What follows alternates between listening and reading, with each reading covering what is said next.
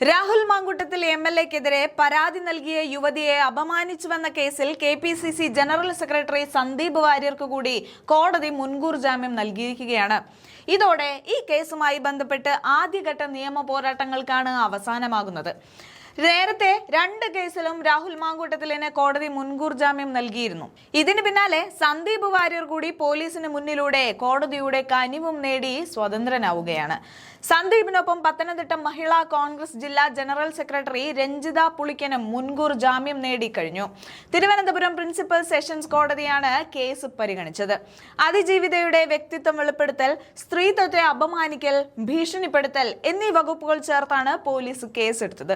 ഈ കേസിൽ റിമാൻഡിലായ 1-ാം പ്രതി രാഹുൽ ഈശ്വറിന് കോടതി കഴിഞ്ഞ ദിവസം ജാമ്യം അനുവദിച്ചിരുന്നു. ഇതോടെയാണ് കേസുകൾ ഒന്നാകെ തള്ളിപ്പോകുന്ന അവസ്ഥയിലേക്ക് കാര്യങ്ങൾ എത്തി നിൽക്കുന്നത്. പരാതിക്കാരിയായ യുവതിയെക്കുറിച്ച് നേരത്തെ സന്ദീപ് വാര്യർ ചില വെളിപ്പെടുത്തലുകൾ നടത്തിയിരുന്നു.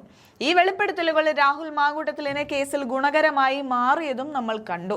രാഹുലിനെതിരെ ആദ്യം രേഖപ്പെടുത്തിയ കേസിൽ രാഹുൽ മാങ്കൂട്ടത്തിലിനെതിരെ യുവതി നൽകിയ മൊഴി പൊളിച്ചടുക്കിയത് സന്ദീപ് വാര്യരാണ്.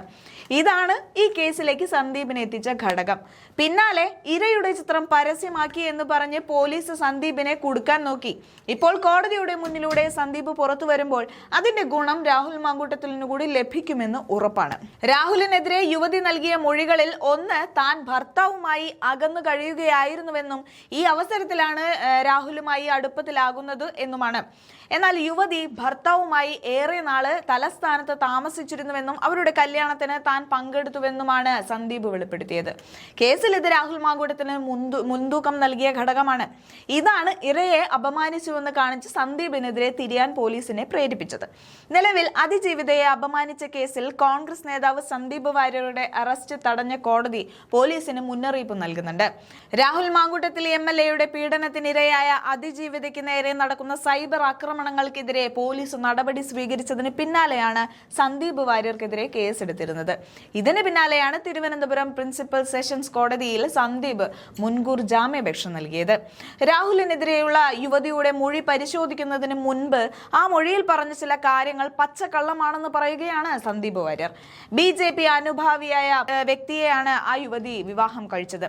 സ്വാഭാവികമായും പഴയ BJP-കാരനായ സന്ദീപിന് ആ കുടുംബത്തെ വ്യക്തിപരമായി അറിയാൻ സാധിക്കും. യുവതിയുടെ വിവാഹത്തിനടക്കം സാക്ഷിയായ സന്ദീപാണ് യുവതിയുടെ മൊഴിയിലെ കള്ളങ്ങൾ പൊളിച്ചെടുക്കുന്നത്. പാലക്കാട് MLA രാഹുൽ മാങ്കൂട്ടത്തിലിനെ താൻ പരിചയപ്പെട്ടത് ആദ്യ വിവാഹബന്ധം ഒഴിഞ്ഞ ശേഷമെന്നാണ് പരാതിക്കാരിയായ യുവതി പറയുന്നത്. 2024 ഓഗസ്റ്റ് 22-നാണ് തന്റെ വിവാഹം നടന്നതെന്ന് യുവതിയുടെ മൊഴിയിൽ പറയുന്നുണ്ട്. 4 ദിവസം മാത്രമാണ് ഒന്നിച്ച് ജീവിച്ചത്. 1 മാസത്തിനുള്ളിൽ ഈ ബന്ധം ഒഴിഞ്ഞുവെന്നും യുവതി പറയുന്നുണ്ട്. ഈ കള്ളമാണ് സന്ദീപ് വാര്യർ പൊളിച്ചെടുക്കുന്നത്. യുവതിയുടെ വിവാഹബന്ധം 4 ദിവസം മാത്രമേ നീണ്ടു നിന്നുള്ളൂ എന്ന പെൺകുട്ടി ഉന്നയിച്ച വാദം ശരിയല്ല.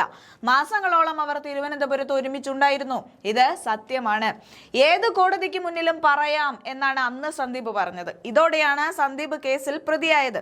ഈ കേസിലാണ് ഇപ്പോൾ കോടതിയുടെ കനിവും നേടി കൂളായി സന്ദീപ് വാര്യർ പുറത്തു വന്നിരിക്കുന്നതും. ഇതിന്റെ ഗുണഫലം രാഹുൽ മാങ്കൂട്ടത്തിലിന് കൂടി കിട്ടുന്നതോടെ കേസുകൾ കൂട്ടമായി തള്ളുവാനുള്ള സാധ്യതകളിലേക്കാണ് നിയമ വിദഗ്ധർ വിരൽ ചൂണ്ടുന്നത്.